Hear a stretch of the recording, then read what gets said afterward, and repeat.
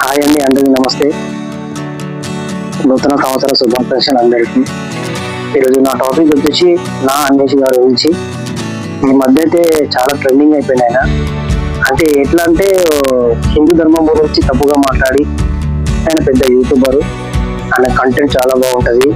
ఆయన చూపించే ప్రదేశాలు అయితే అబ్బబ్బా సూపర్ ఎక్సలెంట్ ఉంటాయి.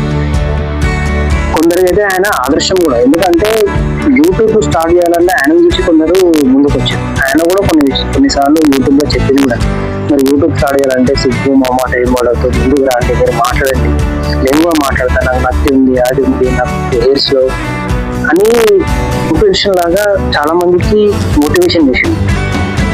ఇంకోటి ఆయన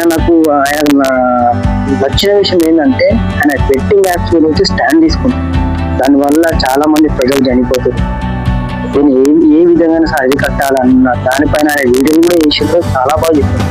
ఆ బెట్టింగ్ యాప్ విషయంలో అయితే నేనైతే ఆయనకైతే థమ్స్ అప్. నిజంగా చాలా గ్రేట్ ఆ విషయం పైన. అదే విధంగా ఈ రీసెంట్ గానే ఆయన ఎందుకు అంత ట్రెండింగ్ ఏంటి అంటే హిందూ ధర్మం గురించి తప్పుగా మాట్లాడు, గరిపాటి గురించి ఆయన తప్పుగా మాట్లాడు,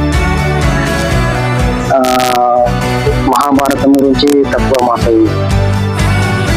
అన్న నువ్వంటే మాకు చాలా ఇష్టం కదా అని నేను ఏది పడితే అది మాట్లాడుతుంటే వినలే మనమేమో. ఒకటి, నీ ఫాలోవర్స్ ఎక్కువ శాతం నీకు హిందువులే ఉంటారు, నీకు సబ్స్క్రైబర్లు కూడా హిందువులే ఉంటారు. ఇంకా వేరే వాళ్ళు ఉన్నారు హిందువులు కాకుండా చాలా మంది ఉండొచ్చు మీకు. కానీ మేము ఒకటి ఏం చేస్తాను, ఒకసారి ఒక వ్యక్తిని ప్రేమించినామంటే చనిపోయేదాకా మేము అనుభవం. నేను అంతగా మా హిందువులు అందరూ కలిసి నేను అంతగా ప్రేమించాను. కానీ ఈరోజు మా ప్రేమ బహుమానంగా నువ్వు మా హిందూ ధర్మాన్ని తెచ్చిన వాళ్ళం.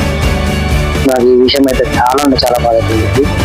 అంటే నువ్వు ఒక్కరిని తెచ్చిన కదా, చాలా సార్లు చాలా చోట్ల చాలా విధాలుగా మా హిందూ ధర్మాన్ని తిట్టడం కానీ మా గుళ్ళు కూర్చోడం కానీ జరిగినాయి కాదంటలేదు. దానికి వాళ్ళ శిక్షలు కూడా పడ్డాయి.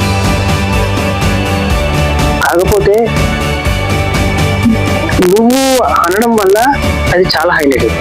ఎందుకంటే ఈ కాలంలో ఈ జనరేషన్లో ప్రతి ఒక్కరి చేతిలో ఫోన్ ఉంటుంది.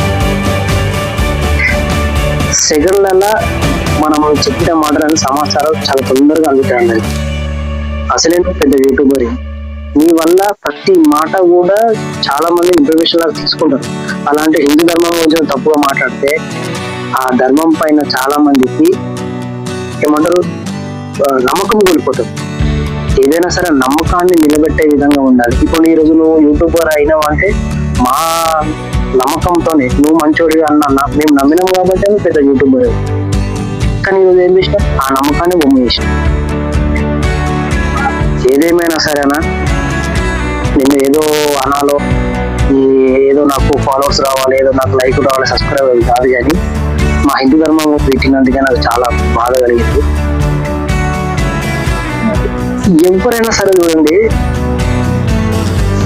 మా హిందువుల మీద పడతారా, ఎందుకు పడతారో నాకు అర్థం కాదు. ఇంతవరకు మేము ఎవరిని కించపరచము, ఎవరు దేవుళ్ళని అవమానపరచము. ఇంకోటి, మేము జహాంగీర్పూర్ దర్గా ముస్లిం కంటే హిందువులు ఎక్కువ ఉంటారు. జహాంగీర్పూర్ దర్గా చాలా మంది వాళ్ళే పోతారు. అక్కడ వండుకుంటాము, అక్కడనే తింటాము. నేనైతే జహాంగీర్పూర్ దర్గా ఎన్నోసార్లు పోయినా. అట్లా నాలాగా చాలా మంది పోతారు. మేము దర్గాల కొంటే వెళ్తాం తెలుసు. చోట దర్గా వెళ్తే అక్కడికి వెళ్ళి ఎక్కుతాం. నమ్మకం మాకు, ఏ దేవుని పైన నమ్మకం. అదేవిధంగా ఎంతైతే మా దేవుళ్ళని మేము పూజిస్తామో నమ్ముతామో అదేవిధంగా ఎటువంటి ధర్మాన్ని కూడా నమ్ముతాం. మేమంతా నీచులం. మా పైనే బ్రిటిష్ వాళ్ళు కొన్ని సంవత్సరాలు దండయాత్ర చేసి వాళ్ళే మమ్మల్ని చాలా ఇచ్చారు. నిజంగా భారతదేశం ఎంత గొప్ప. భారతదేశం వచ్చి చాలా మంది చాలా దోచుకుపోయారు. ఆయన దేశం, ఈ భారతదేశం నిలబడ్డది, స్థాయిలో నిలబడ్డది. అదే వేరే దేశాలు అయితే ఇప్పటికి కూలిపోతుంది. కానీ భారతదేశం అట్లా కాదు. నువ్వు భారతదేశం గురించి తెలుసుకో, హిందూ ధర్మం గురించి తెలుసుకో. దాని తర్వాత దేశం గురించి, హిందూ ధర్మం గురించి అప్పుడు ఒక వీడియో చేయి, అర్థమవుతుంది. నువ్వు దాన్ని తెలుసుకో. ఎందుకంటే దేశాలు దగ్గర ఎంతగానో తెలుసుకుంటున్నావు కదా. నా చిన్న ఒక వినపం, భారతదేశం గురించి హిందూ ధర్మం గురించి తెలుసుకో. అప్పుడు నువ్వు ఇలాంటి మాటలు ఇంకోసారి మాట్లాడు. నాకేం మాటలు అర్థమవుతారన్న. ఎందుకంటే నేను చాలా మంది యూట్యూబర్ అయినా ఇంతకుముందు చెప్పిన, కానీ నువ్వు ఇట్లా మాట్లాడుతుంటే ఆ ప్రభావం చిన్న చిన్న పిల్లలని ఏ విధంగా పడుతుంది తెలుసా? మా ధర్మాన్ని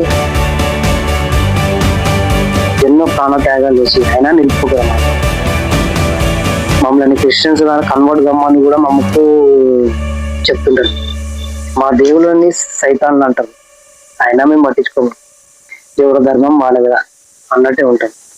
ఎవరో చెప్పిందని కానీ ఆయన మీద మాకు, మా దేవుళ్ళ మీద ఎంత నమ్మకం ఉంటుందో యేసు ప్రభువు మీద అంతే నమ్మకం ఉంటుంది, ఆ అల్లా మీద అంతే నమ్మకం ఉంటుంది. కొందరు చేసే పనుల వల్ల ఆ నమ్మకాన్ని కోల్పోకుండా చూడండి. సరే, నా అన్వేషణ ఇంకోసారి నువ్వు ఇలా మాట్లాడాలని నేను అనుకుంటున్నాను.